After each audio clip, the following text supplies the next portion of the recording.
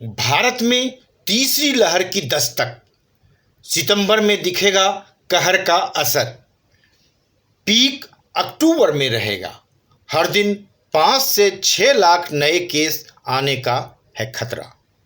नमस्कार, one day मैट्रम्स channel आपको डरा नहीं रहा बल्कि सावधान कर रहा है कि लापरवाही बिल्कुल भी नहीं और कोरोना से बचाव की कड़ी सावधानियां बरतनी शुरू कर दें, वरना दूसरी लहर से भी बुरे परिणाम भुगतने के लिए तैयार रहें। तीसरी लहर में सरकार भले ही ना बोले, लेकिन हकीकत है कि भारत में तीसरी लहर दस्तक दे चुकी है और इसका असर सितंबर के अंत तक दिखना शुरू हो जाएगा और अक्टूबर आते आते यह अपने पीक पर रहेगा।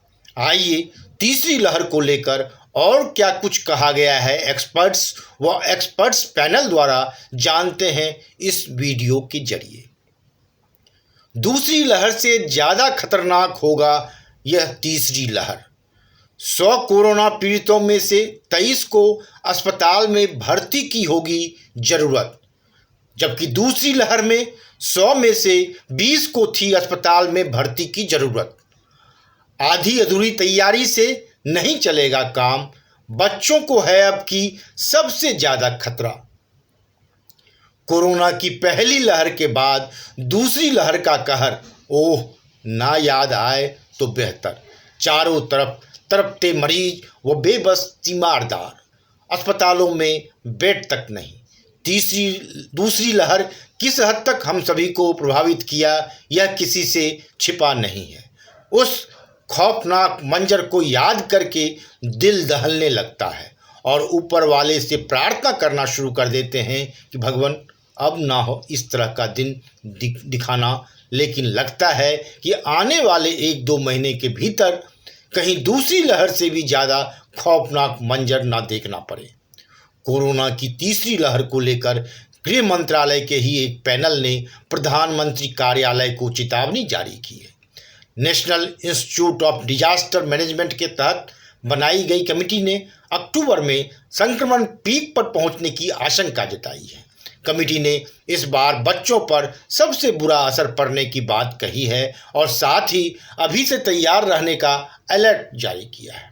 साथ ही रिपोर्ट में इस बात पर भी फोकस किया गया है कि अगर देश में बच्चों में यह संक्रमण तेजी से फैला तो हम कितने तैयार हैं, किन चीज़ों की ज़रूरत होगी।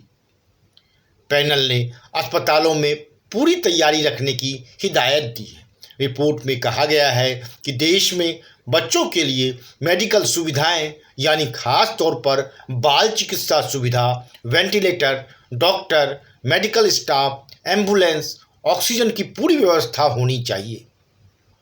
माना जा रहा है कि तीसरी लहर का ज़्यादातर असर बच्चों के साथ युवाओं पर पड़ेगा। ऐसे में इन्हें अभी से सावधानी बरतने की सलाह दी गई है। यह रिपोर्ट ऐसे समय सामने आई है जब बच्चों के लिए वैक्सीनेशन शुरू करने की तैयारी चल रही है। कमेटी ने भी बड़ी संख्या में बच्चों का टीकाकरण करने की ज़रूरत बताई है। साथ ही कोविड वार्ड को फिर से इस आधार पर तैयार करने की सलाह दी गई है जिससे बच्चों के गार्जियन को भी साथ रहने की इजाज़त हो। रिपोर्ट के मुताबिक सितंबर के अंत तक तीसरी लहर अपना असर दिखाना शुरू कर देगी। वहीं अक्टूबर में देश में हर दिन 5 से 6 लाख से ज़्यादा मामले सामने आ सकते हैं। रिपोर्ट में कहा गया है कि भारत में सिर्फ 7.6% यानी 10 करोड़ 40 लाख लोगों का ही पूर्ण टीकाकरण किया गया है। भारत में टीकाकरण की रफ्तार 3.2% है और इसमें सुधार नहीं किया जाता है तो महामारी की तीसरी लहर में प्रतिदिन 6 लाख मामले आ सकते हैं। रिपोर्ट में यह भी कहा गया है कि करीब 2 महीने तक देश को फिर से परेशानी झेलनी पड़ सकती है। कई राज्यों में लॉकडाउन की ज़रूरत भी पड़ेगी। वहीं नीति आयोग के सदस्य वी.के. पॉल की प्रमुखता वाले समूह ने भी पिछले महीने तीसरी लहर को लेकर सुझाव दिए थे। इसमें कहा गया कि अगर भविष्य में कोविड के मामले बढ़ते हैं तो हर 100 कोरोना पीड़ितों में से 23 को अस्पताल में भर्ती कराने की ज़रूरत पड़ सकती है। ऐसे में पहले से ही 2 लाख आईसीयू बेड तैयार रखने होंगे। नीति आयोग ने इससे पहले सितंबर 2020 में भी कोरोना की दूसरी लहर को लेकर अनुमान लगाया था। आयोग ने 100 संक्रमितों में से गंभीर कोविड लक्षणों वाले करीब 20 मरीजों को अस्पताल में भर्ती होने की जरूरत बताई थी, लेकिन इस बार हालात ज़्यादा गंभीर हो सकते हैं।